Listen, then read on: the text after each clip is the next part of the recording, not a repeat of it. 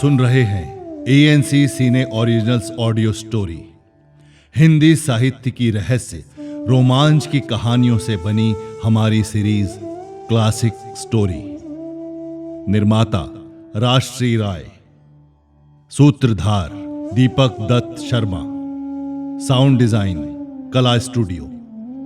शुरू हो रहा है ANC cine original audio story presents classic story. आज की कहानी के लेखक हैं मुंशी प्रेमचंद। प्रेमचंद को हिंदी साहित्य का पितामह माना जाता है। उनकी कहानियों की भाषा बेहद सरल और पात्र सामाजिक ताने बाने में रचे बसे लगते हैं। अपनी कहानियों के जरिए उन्होंने सामाजिक बुराइयों पर जमकर चोट की। प्रेमचंद की उर्दू और हिंदी भाषा पर अच्छी पकड़ थी। उन्होंने अपने जीवन काल में 300 से अधिक कहानियों और 20 से अधिक उपन्यास लिखे। प्रेमचंद के उपन्यासों पर फिल्में भी बनी, जिनमें गोदान, गबन, सेवा सदन जैसी फिल्मों के साथ साथ शतरंज के खिलाड़ी फिल्म भी बनी, जिसका निर्देशन सत्यजीत रे ने किया था। प्रेमचंद की ऐसी ही दिल को छू लेने वाली कहानियों में से एक कहानी आज हम आपको सुनाने जा रहे हैं, जिसका नाम है मंत्र।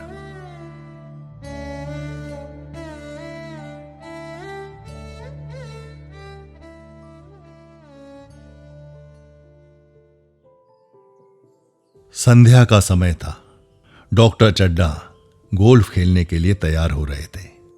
मोटर द्वार के ठीक सामने थी और 2 कहार एक डोली लिए आते दिखाई दिए।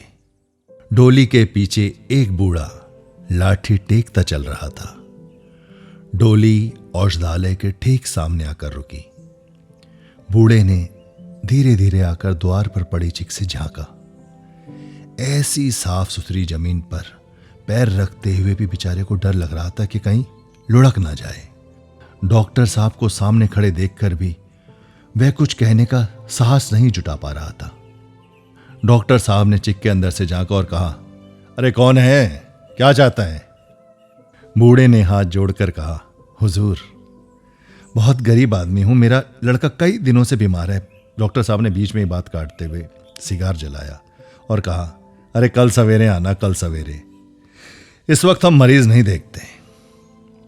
बूढ़े ने घुटने के बल टिककर जमीन पर सर रख दिया और कहा, दुहाई है सरकार, दुहाई है, मेरा लड़का मर जाएगा हुजूर, 4 दिन से आंखें।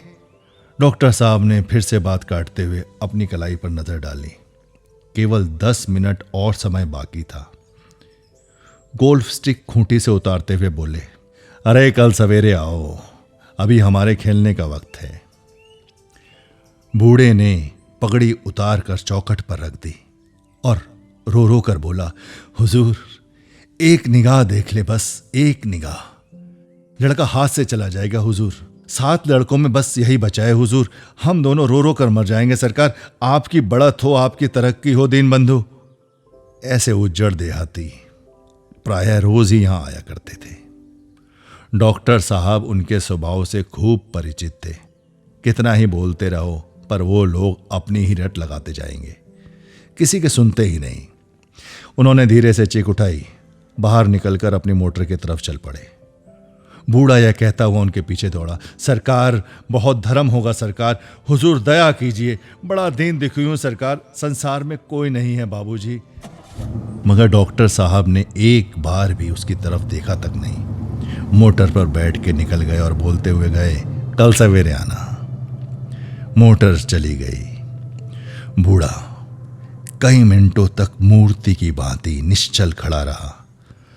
संसार में क्या ऐसे मनुष्य भी होते हैं जो अपने आमोद प्रमोद के आगे किसी की जान की परवाह तक नहीं करते? शायद इसका उसे अब विश्वास ना आता था। सभ्य संसार इतना निर्मम, इतना कठोर है, इसका ऐसा मर्मभेदी अनुभव उसे अब तक ना हुआ था। वह उन पुराने जमाने के जीवों में था जो लगी हुई आग को बुझाने, मुर्दों को कंधा देने, किसी के छप्पर को उठाने और किसी के कलह को शांत करने के लिए सदैव तैयार रहते थे। जब तक बूढ़े को मोटर दिखाई दी, वह खड़ा टकटकी लगाए उसे ताकता रहा। शायद उसे अब भी डॉक्टर साहब के लौट आने की आशा थी। फिर उसने कहारों को कहा, उठा लो डोली। डोली जिधर से आई थी उधर ही चली गई। चारों ओर से निराश होकर वह डॉक्टर चड्ढा के पास आया था। उनकी बहुत तारीफ सुनी थी और यहां से निराश होकर वह किसी दूसरे डॉक्टर के पास नहीं गया। किस्मत खोटी थी। उसी रात उसका हंसता खेलता 7 साल का बालक अपनी बाल लीला समाप्त करके इस संसार से सिधार गया। बूढ़े माँ बाप के जीवन का बस यही तो एक आधार था। इसी का मुंह देखकर वो जीते थे। इस दीपक के बुझते ही अंधेरी रात भाएं भाएं करने लगी। बुढ़ापे की विशाल ममता टूटे हुए हृदय से निकलकर अंधकार के आंत स्वर से रोने लगी। कई साल गुजर गए। डॉक्टर चड्ढा ने खूब यश, खूब धन कमाया, लेकिन इसके साथ ही उन्होंने अपने स्वास्थ्य की भी रक्षा की, जो एक असाधारण बात थी। यह उनके नियमित जीवन का आशीर्वाद था कि 50 वर्ष की अवस्था में उनकी चुस्ती और फुर्ती युवकों को भी लज्जित करती थी। उनका हर एक काम समय पर होता था। इस नियम से वे जॉब भर भी न टलते थे। बहुधा लोग स्वास्थ्य के नियमों का पालन उस समय करते हैं जब वो रोगी हो जाते हैं। डॉक्टर चड्ढा उपचार और संयम का रहस्य बाखूबी समझते थे। उनकी संतान संख्या भी इसी नियम के अधीन थी। उनके केवल 2 ही बच्चे थे, एक लड़का एक लड़की। तीसरी संतान न हुई, इसलिए श्रीमती चड्ढा अब भी जवान ही मालूम होती थी। लड़की का तो विवाह हो चुका था और लड़का कॉलेज में पढ़ता था। वही माता पिता के जीवन का आधार था। शील और विनय का पुतला, बड़ा ही रसिक, बड़ा ही उदार, विद्यालय का गौरव, युवक समाज की शोभा मुखमंडल से तेज की छटा से निकलती थी। और आज उसकी 20वीं सालगिरह थी। संध्या का समय था। हरी हरी घास पर कुर्सियां बिछी हुई थी। शहर के रईस और हुक्काम एक तरफ, कॉलेज के छात्र दूसरी तरफ भोजन कर रहे थे। बिजली के प्रकाश से सारा मैदान जगमगा रहा था। आमोद प्रमोद का सारा सामान जमा था। छोटा सा प्रहसन करने की भी तैयारी थी और प्रहसन स्वयं कैलाशनाथ ने लिखा था और वही मुख्य एक्टर भी थे। इस समय वह रेशमी कमीज पहने, नंगे सिर नंगे पांव इधर से उधर मित्रों की आवभगत में लगा हुआ था। कोई पुकारता, अरे कैलाश भाई इधर तो आना। कोई उधर से बुलाता, अरे कैलाश उधर ही रहोगे क्या भाई, हम भी आए हुए हैं। सभी उसे छेड़ते थे, चुगलियां करते थे। बेचारे को जरा भी दम भरने का अवकाश नहीं मिलता था। सहसा रमणी ने उसके पास आकर कहा, क्यों कैलाश, तुम्हारे सांप कहाँ हैं, जरा मुझे दिखाओ तो। कैलाश ने उससे हाथ मिलाकर कहा, मृणालिनी इस वक्त क्षमा करो, कल दिखा दूंगा। मृणालिनी ने आग्रह किया, जी नहीं, तुम्हें मुझे दिखाना पड़ेगा और मैं आज मानने वाली नहीं हूं। तुम रोज ही कल कल कल कल करते रहते हो। मृणालिनी और कैलाश दोनों सहपाठी थे और एक दूसरे के प्रेम में भी पड़े हुए थे। कैलाश को सांपों को पालने, खेलने और नचाने का शौक था।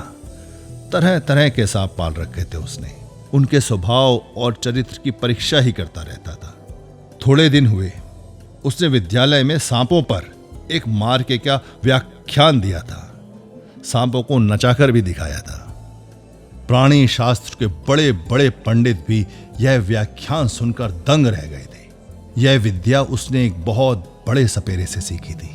सांपों की जड़ी बूटियां जमा करना तो उसका शौक था। बस इतना भर पता चल जाए कि किसी व्यक्ति के पास कोई अच्छी जड़ी है, फिर तो उसे चैन ही ना आता था। उसे लेकर ही छोड़ता था और यही उसका व्यसन था। इन पर हजारों रुपए फूंक चुका था। मृणालिनी कई बार आ चुकी थी, पर कभी सांपों को देखने के लिए इतनी उत्सुक ना हुई थी। कह नहीं सकते कि आज उसकी उत्सुकता सचमुच जाग गई थी या फिर वह कैलाश पर अपने अधिकार का प्रदर्शन करना चाहती थी। पर उसका आग्रह बेमौका था। उस कोठरी में कितनी भीड़ लग जाएगी, भीड़ को देखकर सांप कितने चौंकेंगे और रात के समय उन्हें छेड़ा जाना कितना बुरा लग सकता है, इन बातों पर उसका जरा भी ध्यान न गया। कैलाश ने कहा, नहीं नहीं मृणालिनी, कल जरूर दिखा दूंगा। इस वक्त अच्छी तरह दिखा भी तो नहीं सकूंगा, कमरे में तिल रखने की भी जगह नहीं है।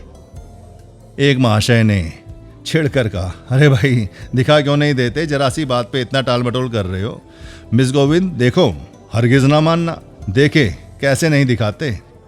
और दूसरे महाशय ने तो और रद्दा चढ़ाया, अरे मिस गोविंद इतनी सीधी और इतनी भोली है, तभी इनका मिजाज करते हैं, और कोई दूसरी सुंदरी होती तो इस बात पर कितना बिगड़ जाती।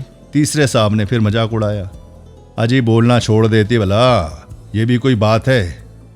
इस पर अपना दावा है कि मृणालिनी की जान हाजिर है। मृणालिनी ने देखा कि ये शोधे उसे रंग पर चढ़ा रहे हैं तो बोली, आप मेरी वकालत ना करें, मैं खुद अपनी वकालत कर लूंगी। मैं इस वक्त सांपों का तमाशा देखना ही नहीं चाहती, चलो छुट्टी हुई। इस पर मित्रों ने ठहाका लगाया और एक साहब बोले, देखना तो आप सब कुछ चाहें, पर भला कोई दिखाए तो। कैलाश को मृणालिनी की झेपी हुई सूरत देखकर मालूम पड़ गया कि इस वक्त उसका इनकार वास्तव में उसे काफी बुरा लगा है। ज्यों ही प्रीति भोज समाप्त हुआ और गाना शुरू हुआ, मृणालिनी और अन्य मित्रों को सांपों के दरबे के सामने ले जाकर महुवर बजाना शुरू कर दिया कैलाश ने। फिर एक एक खाना खोलकर एक एक सांप निकालने लगा।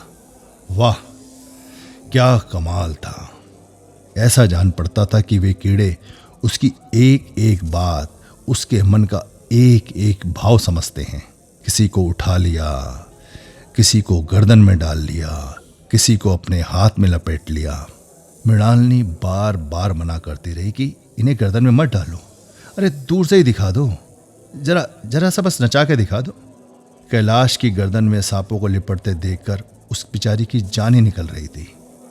पछता रही थी कि मैंने व्यर्थ ही इसको सांप दिखाने के लिए कह दिया, मगर कैलाश एक न सुनता था। प्रेमिका के सम्मुख अपने सर्प कला प्रदर्शन का ऐसा अवसर पाकर वह भला कब चूकता। एक मित्र ने टीका की, अरे दांत तोड़ डाले होंगे इन सांपों के। कैलाश ने हंसकर बोला, अरे दांत तोड़ना मदारियों का काम है, किसी के दांत नहीं तोड़े, कहिए तो दिखा दूं। कहकर उसने एक काले सांप को पकड़ लिया और बोला, मेरे पास इससे बड़ा और जहरीला दूसरा कोई सांप नहीं है। अगर किसी को काट ले तो आदमी आनन फानन में ही मर जाएगा, लहर भी ना आए। इसके कांटे का मंत्र नहीं, इसके दांत दिखा दूं। मृणालिनी उसका हाथ पकड़कर कहा, नहीं नहीं कैलाश, ईश्वर के लिए इसे छोड़ दो, मैं तुम्हारे पैर पड़ती हूं। इस पर दूसरे मित्र बोले, मुझे तो विश्वास ही नहीं आता, लेकिन तुम कहते हो तो चलो मान लेता हूं। कैलाश ने सांप की गर्दन पकड़कर कहा, नहीं साहब, आप आंखों से देखकर ही मानिए, दांत तोड़कर वश में किया तो भला क्या किया। सांप बड़ा समझदार होता है, अगर उसे विश्वास हो जाए कि इस आदमी से मुझे कोई हानि नहीं पहुंचेगी तो वह उसे हरगिज नहीं काटता। मृणालिनी ने जब देखा कि कैलाश पर इस वक्त भूत सवार है तो उसने इस तमाशे को बंद करने के विचार से कहा, अच्छा भाई हो गया सब, अब चलो यहां से, देखो गाना शुरू हो गया है और आज मैं कोई ऐसी चीज सुनाऊंगी। यह कहते हुए उसने कैलाश का कंधा पकड़कर चलने का इशारा किया और कमरे से निकल गई। मगर कैलाश विरोधियों का शंक का समाधान करके ही दम लेना चाहता था। उसने सांप की गर्दन पकड़कर जोर से दबाई, इतनी जोर से दबाई कि उसका मुंह लाल हो गया, देह की सारी नसें तन गई। सांप ने अब तक उसके हाथों से ऐसा व्यवहार न देखा था।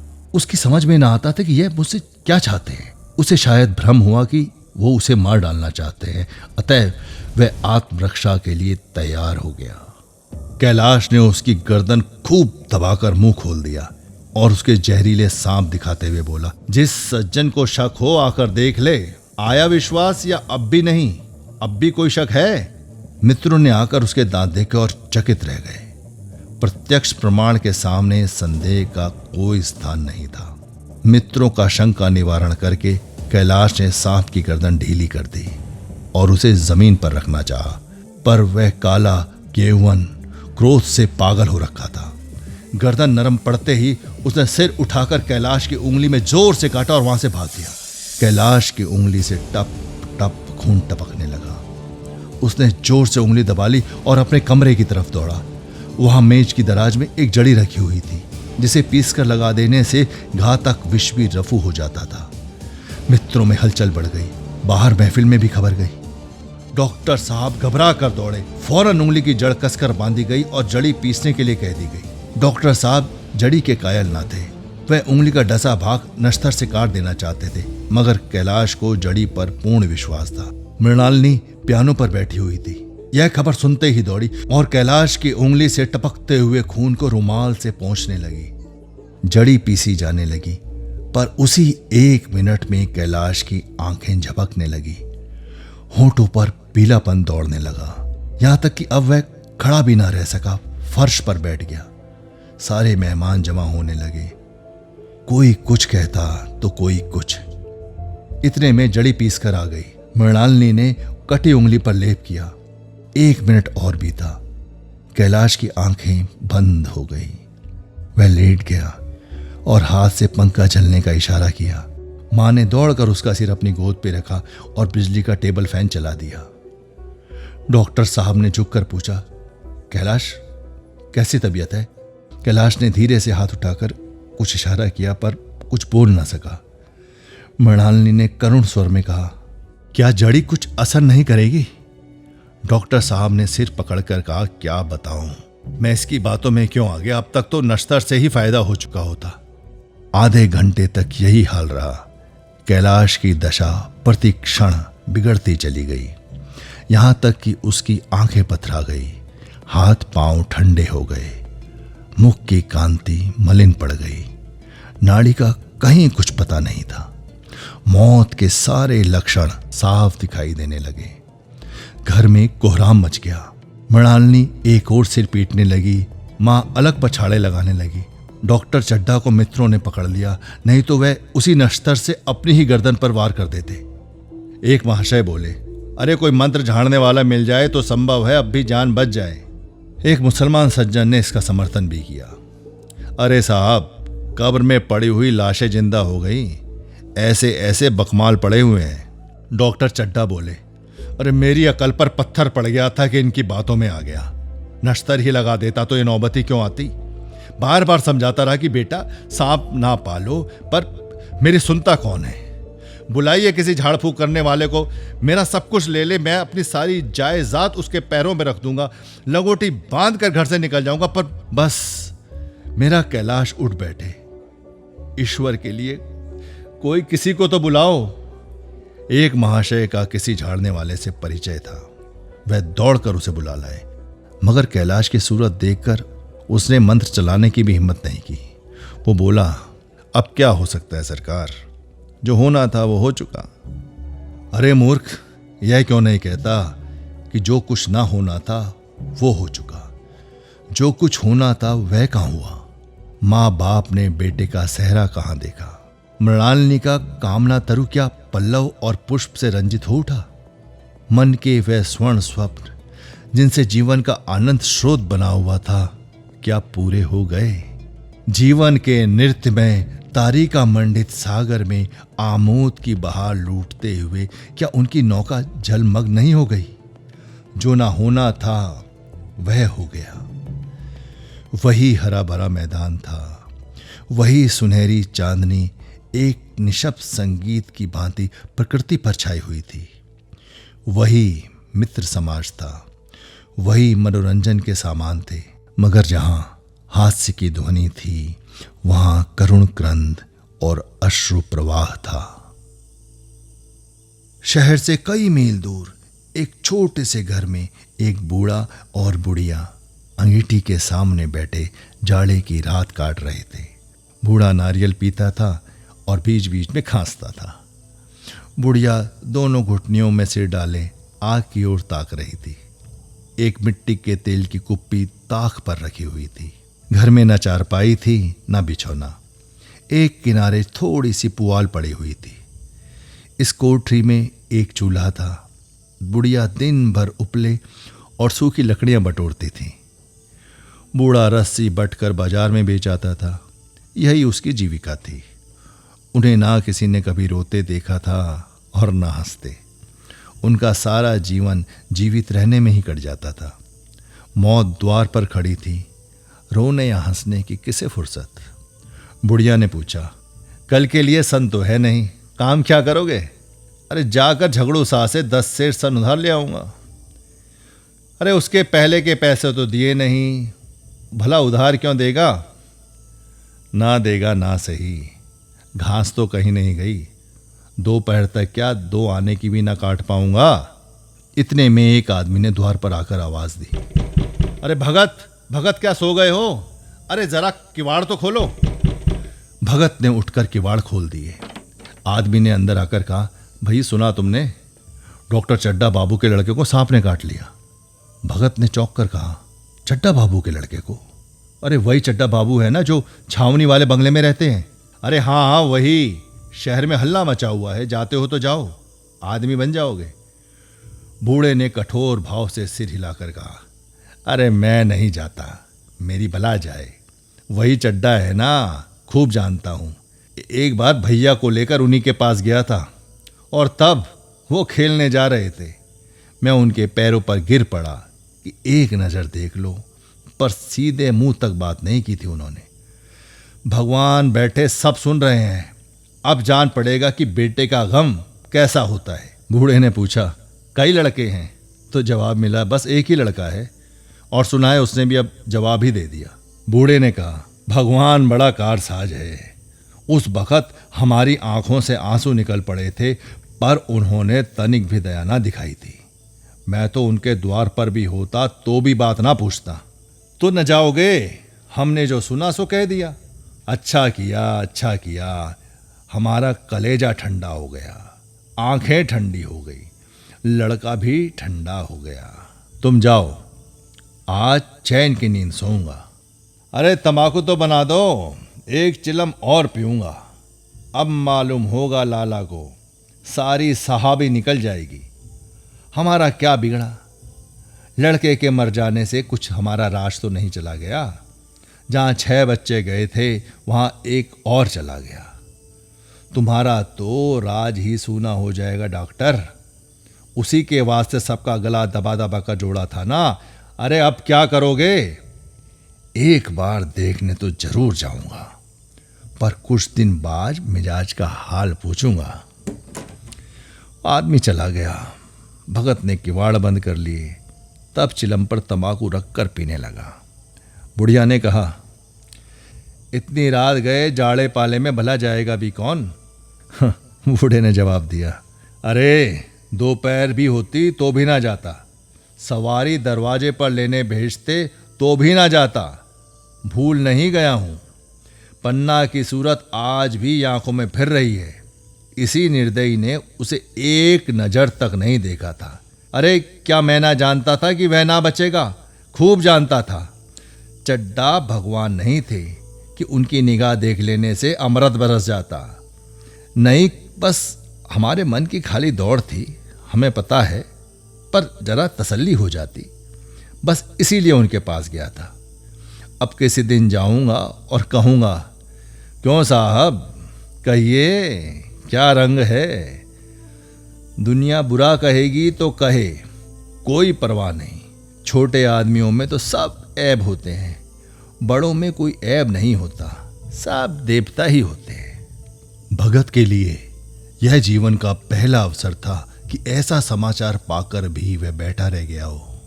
80 वर्ष के जीवन में ऐसा कभी ना हुआ था कि सांप की खबर पाकर वह दौड़ ना गया हो।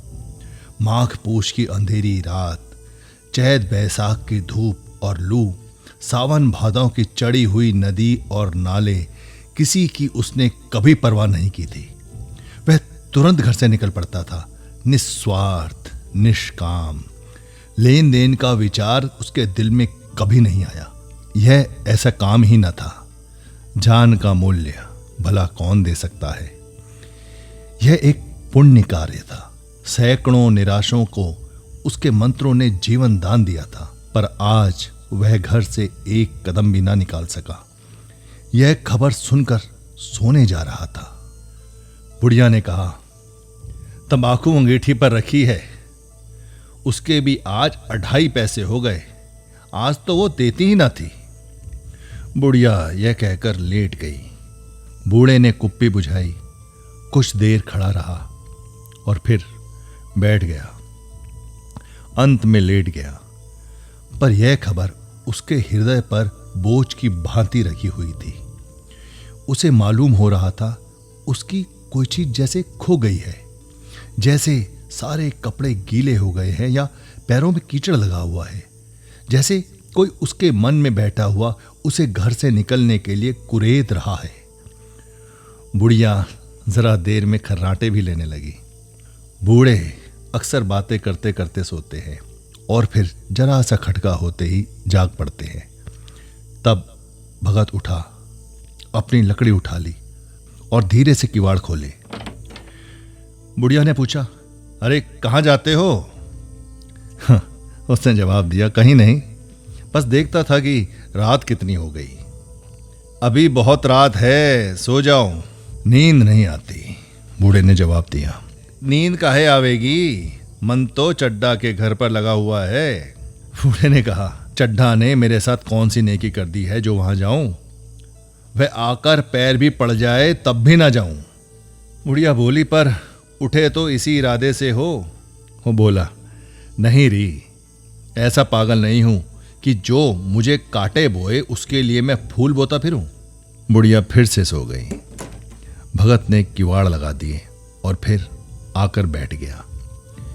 पर उसके मन में कुछ ऐसी दशा थी जो बाजे की आवाज कान में पड़ते ही उपदेश सुनने वालों के होती है। आंखें चाहे उपदेशक भी हों, पर कान बाजे ही की तरह होते हैं। दिल में भी बाजे की ध्वनि गूंजती रहती है। शर्म के मारे जगह से नहीं उठता। निर्दयी प्रतिघात का भाव भगत के लिए उपदेशक था, पर हृदय उस अभागे युवक की ओर ही था जो इस समय मर रहा था, जिसके लिए एक एक पल का विलंब घातक था। उसने फिर किवाड़ खोले, इतने धीरे से कि बुढ़िया को खबर भी ना हुई। बाहर निकल आया। उसी वक्त गांव का चौकीदार गश्त लगा रहा था। वो बोला, अरे कैसे उठ गए भगत?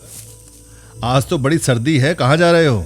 भगत ने कहा, अरे नहीं जाऊंगा कहाँ, बस ये देख रहा था कि रात कितनी हो गई और भला बजे के होंगे। चौकीदार बोला, अरे 1 बजा होगा और क्या। अभी थाने से आ रहा हूँ तो डॉक्टर चड्ढा बाबू के बंगले में भीड़ लगी हुई थी। उनके लड़के का हाल तो सुना होगा तुमने, कीड़े ने छू लिया है, शायद मर भी गया हो। तुम चले जाओ, शायद बच जाए। सुना है 10,000 रुपया तक देने को तैयार है। भगत ने कहा, मैं तो ना जाऊं, चाहे 10 लाख भी दे, मुझे 10,000 या 10 लाख से भला करना क्या है? कल मर जाऊंगा, फिर कौन भोगने वाला बचा है। चौकीदार चला गया। भगत ने पैर आगे बढ़ाया। जैसे नशे में आदमी की देह अपने काबू में नहीं रहती, पैर कहीं रखता है, पढ़ता कहीं है, कहता कुछ है, जुबान से निकलता कुछ है। बस वही हाल इस समय भगत का था। मन में प्रतिकार था, पर कर्म मन के अधीन न था। जिसने कभी तलवार नहीं चलाई, वह इरादा करने पर भी तलवार चला नहीं सकता। उसके हाथ कांपते हैं, उठते ही नहीं। भगत लाठी खट खट करता लपका चला जा रहा था। चेतना रोकती थी, पर उपचेतना ठेलती थी। सेवक स्वामी पर हावी था। आधी राह निकल जाने के बाद सहसा भगत रुक गया। हिंसा ने क्रिया पर विजय पाई। मैं तो यूं ही इतनी दूर चला आया। इस जाड़े पाले में मुझे मरने की क्या जरूरत पड़ी थी? आराम से सो क्यों नहीं गया? नींद ना आती ना सही 2-4 भजन ही गा लेता। व्यर्थ इतनी दूर चला आया। चड्ढा का लड़का मरे या जिए मेरी बला से। अरे मेरे साथ कौन सा उन्होंने अच्छा सलूक किया था जो मैं उनके लिए मरूं? दुनिया में हजारों लोग मरते हैं, हजारों जीते हैं, मुझे किसी के जीने मरने से क्या मतलब? मगर उपचेतना ने अब दूसरा रूप धारण किया, जो हिंसा से बहुत कुछ मिलता जुलता था। वह झाड़ फूक करने नहीं जा रहा था। वह देखेगा कि लोग कर क्या रहे हैं। डॉक्टर साहब का रोना पीटना देखेगा, किस तरह सर पीटते हैं, किस तरह पछाड़े खाते हैं। वह देखेगा कि बड़े लोग भी छोटों की ही भांति रोते हैं क्या, या फिर सब्र कर जाते हैं। वे लोग तो विद्वान होते हैं, सब्र कर जाते होंगे। इतने में दो आदमी आते दिखाई पड़े। दोनों आपस में बातें कर रहे थे। चड्डा बाबू का घर उजड़ गया। अरे बस वही तो एक लड़का था। भगत के कान में आवाज पड़ी। उसकी चाल और भी तेज हो गई। थकान के मारे पांव उठते न थे। शिरोभाग इतना बढ़ जाता था मानो अब मुंह के बल गिर पड़ेगा। पर इस तरह कोई 10 मिनट ही चला होगा कि डॉक्टर साहब का बंगला नजर आ गया। बिजली की बत्तियां जल रही थी, मगर सन्नाटा छाया हुआ था। रोने पीटने की भी आवाज नहीं आती थी। भगत का कलेजा धक धक करने लगा कि कहीं मुझे बहुत देर तो नहीं हो गई। वह दौड़ने लगा। अपनी उम्र में वह कभी इतना तेज न दौड़ा था। बस मालूम होता था मानो उसके पीछे मौत दौड़ रही हो। 2 बज गए थे। मेहमान विदा हो गए। रोने वालों में केवल आकाश और तारे ही रह गए थे, और सभी रो रो कर भी थक गए थे। बड़ी उत्सुकता के साथ लोग रह रहकर आकाश की ओर देखते थे कि किसी तरह सुबह हो और लाश गंगा की गोद में दी जाए। सहसा भगत ने द्वार पर पहुंचकर आवाज दी। डॉक्टर साहब समझे कोई मरीज आया होगा। किसी और दिन उन्होंने उस आदमी को दुत्कार ही दिया होता, मगर आज वो बाहर निकल आए। देखा एक बूढ़ा आदमी खड़ा है। कमर झुकी हुई है, पोपला मुंह, भौहें तक सफेद हो गई हैं। लकड़ी के सहारे से कांप रहा था। बड़ी नर्मता से बोला, क्या है भाई, आज तो हमारे ऊपर ऐसी मुसीबत पड़ गई है कि कुछ कह ही नहीं सकता। फिर कभी आना। इधर शायद 1 महीने तक अब मरीज ना देख सकूं। भगत ने कहा, सुन चुका हूं बाबूजी, इसीलिए तो आया हूं। भैया कहाँ है, जरा मुझे दिखा दीजिए। भगवान बड़ा कारसाज है, मुर्दे को भी जिला सकता है। कौन जाने कब उसकी दया आ जाए। चड्डा ने व्यथित स्वर में कहा, चलो देख लो, मगर 3-4 घंटे हो चुके हैं। जो होना था वो हो चुका। बहुतेरे झाड़ फूकने वाले देखकर भी चले गए। डॉक्टर साहब को आशा तो क्या होती, हाँ बस बूढ़े पर दया आ गई। अंदर ले गए। भगत ने लाश को 1 मिनट तक बस देखा, तब मुस्कुराकर बोला, अभी कुछ नहीं बिगड़ा है बाबूजी। वह नारायण चाहेंगे तो आध घंटे में भैया उठ बैठेंगे। आप नहा के दिल छोटा कर रहे हैं, जरा कहारों से कहिए पानी भर दें। कहारों ने पानी भर भर कर कैलाश को नहलाना शुरू किया। पाइप बंद हो गया था। कहारों की संख्या भी अधिक न थी, इसलिए मेहमानों ने अहाते के बाहर कुएं से पानी भर भर कर कहारों को दिया। मृणालिनी कलसा लिए पानी ला रही थी। बूढ़ा भगत खड़ा मुस्कुरा मुस्कुरा कर मंत्र पढ़ रहा था, मानो विजय उसके सामने खड़ी है। जब एक बार मंत्र समाप्त हो जाता तब वह एक जड़ी कैलाश को सुंघा देता। इस तरह न जाने कितने घड़े कैलाश के सिर पर डाले गए और न जाने कितनी बार भगत ने मंत्र फूंका। आखिर जब उषा ने अपनी लाल लाल आंखें खोली तो कैलाश की भी लाल लाल आंखें खुल गई। एक क्षण में उसने अंगड़ाई ली और पीने के लिए पानी मांगा। डॉक्टर चड्डा ने दौड़कर नारायणी को गले लगा लिया। नारायणी दौड़कर भगत के पैरों पर गिर पड़ी और मृणालिनी कैलाश के सामने आंखों में आंसू भरे पूछने लगी, अब कैसी तबीयत है। एक क्षण में चारों तरफ खबर फैल गई। मित्रगण मुबारकबाद देने आने लगे। डॉक्टर साहब बड़े श्रद्धा भाव से हर एक के सामने भगत का यश गाते फिरते थे। सभी लोग भगत के दर्शनों के लिए उत्सुक हो उठे, मगर अंदर जाकर देखा तो भगत का कहीं कुछ पता न था। नौकरों ने कहा, अभी तो यहीं बैठे चिलम पी रहे थे, हम लोग तंबाकू देने लगे तो कहते नहीं लेंगे, हमारे पास हमारा अपना तंबाकू है। यहाँ तो भगत की चारों ओर तलाश होने लगी और भगत लपका हुआ घर की तरफ जा रहा था कि बुढ़िया के उठने से पहले ही वो वहाँ पहुँच जाए। जब मेहमान लोग चले गए तो डॉक्टर साहब ने नारायणी से कहा, बुढ़ा न जाने कहाँ चला गया, एक चिलम तंबाकू का भी रवादार ना हुआ। नारायणी बोली। मैंने तो सोचा था कि उसे कोई बहुत बड़ी रकम दूंगी। चड्डा बोले, रात को तो मैंने नहीं पहचाना, पर जरा साफ हो जाने पर पहचाना। एक बार यही आदमी एक मरीज को लेकर मेरे पास आया था। मुझे याद आता है कि उस समय मैं खेलने जा रहा था और मरीज को देखने से मैंने साफ मना कर दिया था। आज उस दिन की बात याद करके मुझे कितनी ग्लानि हो रही है, मैं प्रकट नहीं कर सकता। मैं उसे अब खोज के ही निकालूंगा, उसके पैरों पर गिरकर अपना अपराध क्षमा करवाऊंगा। वह कुछ नहीं लेगा, यह मैं अच्छी तरह जानता हूं। उसका जन्म यश की वर्षा करने के लिए ही हुआ है। उसकी सज्जनता ने मुझे ऐसा आदर्श दिखा दिया है जो अब से जीवन पर्यंत मेरे सामने रहेगा।